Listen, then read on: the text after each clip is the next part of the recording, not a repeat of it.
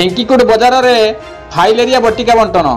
घटगाँ block ढेंकीकुट बजार में आज दुकान को दुकान बोली लोक फाइलेरिया बटिका खाइबा दी। ढेंकु डाक्तर पूर्णचंद्र बड़ निजे यार दायित्व नहीं शुभारंभ करते।